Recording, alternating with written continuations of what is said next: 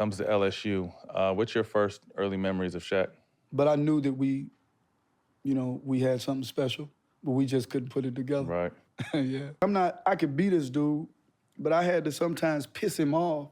Coach was like, man, get under the skin. I was like, ain't nothing but Someone called him a racist on a thumbnail. Before you scroll past that, understand this. That one word is not the story. That one word is the reaction the system had to a man who refused to be owned by it. Mahmoud Abdul-Rauf named 6 NBA players he could not stand. And every single one of those names is a chapter in one of the most buried stories in the history of professional basketball. In 2016, something happened that felt almost impossible. Mahmoud Abdul-Rauf sat down with Colin Kaepernick. 2 men, 2 different eras, 1 shared scar. That meeting was not a publicity stunt. It was proof that the stand Abdul-Rauf had taken back in the 1990s actually meant something. A whole generation was finally catching up to what he had already paid for in full. If this story already has you feeling something, hit the hype button on this video right now. It helps more people find it, and more people need to hear this one, because most people do not even know who Mahmoud Abdul-Rauf was. And that is not an accident. Before the suspension, before the trade, before the death threats and the hate mail piling up at his door, there was a basketball player so gifted that even Shaquille O'Neal once said watching him play was like watching God play basketball. His name was Chris Jackson, and the moment he became Mahmoud Abdul-Rauf, the NBA decided it had a problem. This was not just a man who sat during the anthem. This was a man who read Malcolm X and felt something shift permanently inside him. He converted to Islam in 1991 and began seeing the world through a completely different lens. He looked at the American flag and did not see freedom. He saw bricks of racism, discrimination, and oppression stacked on top of each other. He looked at the NBA and did not see opportunity. He saw a gilded cage, beautiful from the outside, suffocating once the door shut behind you. The men who kept that cage locked each had a name, 6 of them, and we are counting them down in reverse, starting with the one that cut deepest at the foundation, all the way to the one at the top who represented the whole rotten system in one man. Number 6 is Shaquille O'Neal. And this one goes back before the NBA ever entered the picture. Before Shaq was Shaq, he was just the big kid sharing a locker room with Chris Jackson at Louisiana State University. And Chris Jackson was the one everybody came to see. In the 1989 to 1990 season, Abdul-Rauf averaged 30.2 points per game as a freshman. He was the engine of that team. Shaq himself admitted it plainly. He said watching Abdul-Rauf play was like watching God play basketball. He was in complete awe. But then something revealed itself that would matter enormously later on. Shaq made a promise in his dorm room. He told people he was going to be the first guy to make $80 million.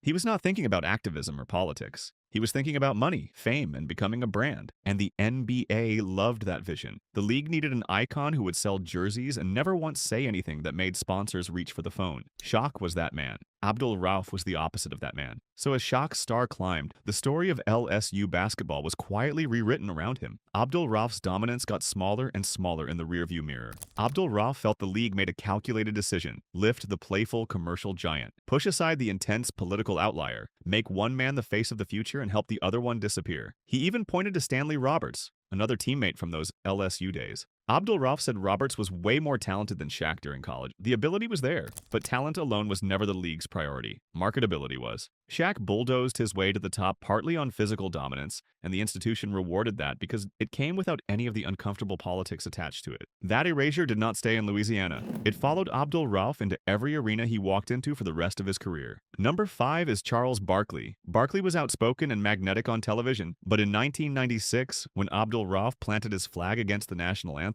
Barkley used his platform to publicly attack the protest instead of examine it. He pushed the bootstraps argument loudly and without apology. The logic went like this: you are a millionaire. You have more opportunity than most people will ever see in their lifetime. How dare you complain about the country that gave you that? Show some gratitude. Abdul-Rauf dismantled this logic without breaking a sweat. He pointed out that wealthy white figures like Donald Trump were regularly allowed to speak about oppression without anyone using their bank account as a reason to silence them. Why was a black athlete's salary the measure of whether his grievances were valid? He had a response to the American dream argument that should have ended the conversation. He said, "Just because I can do it does not make it a dream. The American dream is when it is fair." That one sentence cut straight through the noise. Individual success does not cancel out collective suffering. A man who can pay his own hospital bill does not make a broken healthcare system fixed. Abdul-Rauf understood that. The media kept putting Barkley on television as the reasonable, common-sense voice and kept framing Abdul-Rauf as the radical because Barkley was entertaining and safe. Abdul-Rauf was honest and uncomfortable. The industry made its preference clear every single day. Number 4 is Gary Payton. This one lands differently because it was not about ideology or religion or the politics of sport. It was targeted, deliberate, and personal in a way that crossed a clear line. Gary Payton was one of the greatest defenders the NBA has ever produced. His footwork, instincts, and trash talk were all elite. But with Abdul-Rauf, the trash talk was not simply part of the competitive ritual. Payton had intelligence on his opponent that most defenders did not. He knew about the Tourette syndrome diagnosis.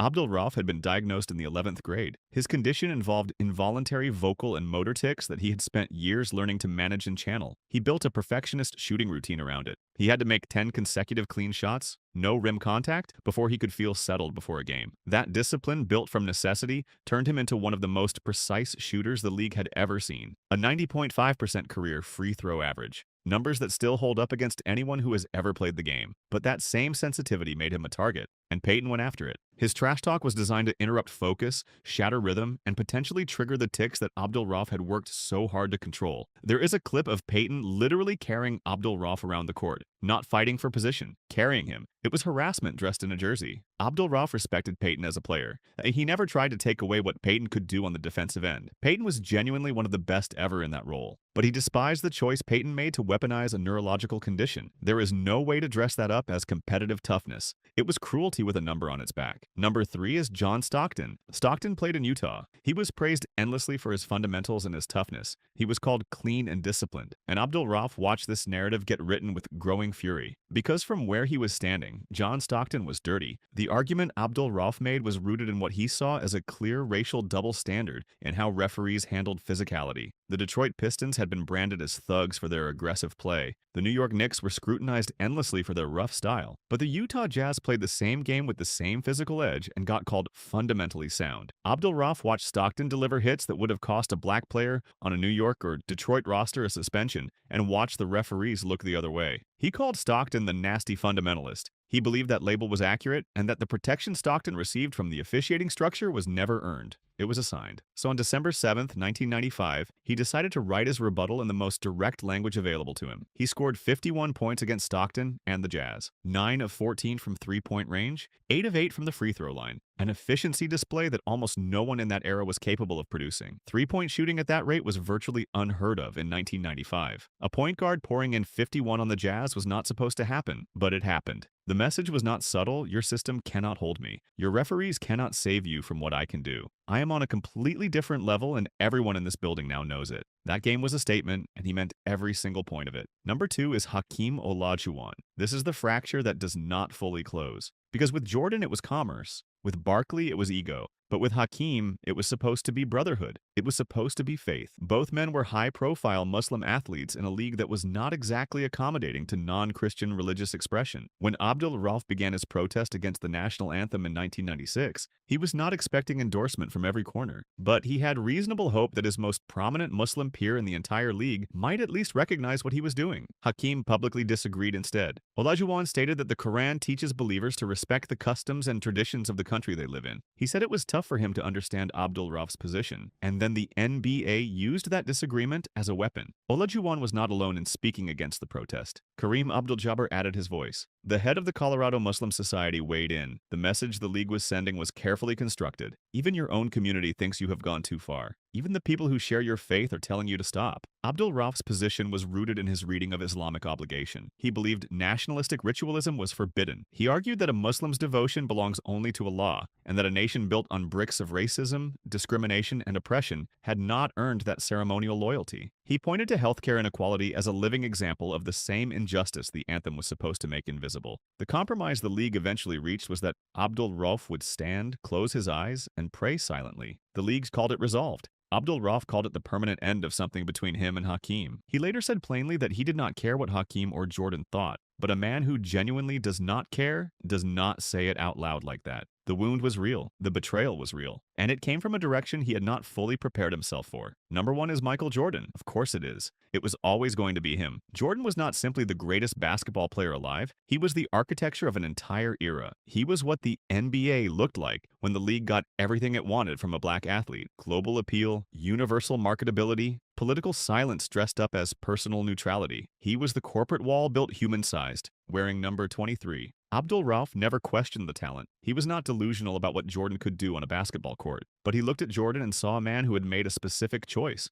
a choice to prioritize commerce over community. Jordan famously declined to endorse Harvey Gantt in a North Carolina Senate race against Jesse Helms, a politician whose entire career was marked by documented opposition to civil rights and repeated charges of racism. The reason Jordan gave, or that was attributed to him, was that Republicans buy sneakers too. Whether the exact words landed exactly that way is debated. The intent was not. Craig Hodges, a player eventually pushed out of the league for his own activism, had the same read. He and Abdul-Rauf shared the belief that seeing is knowing. You do not need a briefing paper to understand who Jesse Helms was. Jordan understood. He looked at the situation and made a commercial calculation. That choice to Abdul-Rauf was not neutrality. It was a wall built between black athletes and the change they could have driven together. On February 4th, 1996, the Bulls came to Denver riding an 18-game winning streak with a 41-3 record. Abdul-Rauf did not see a regular season game on his schedule. He described his mentality that night as wanting to kill Jordan on the court, to get him off of him immediately. He scored 32 points. He added 9 assists.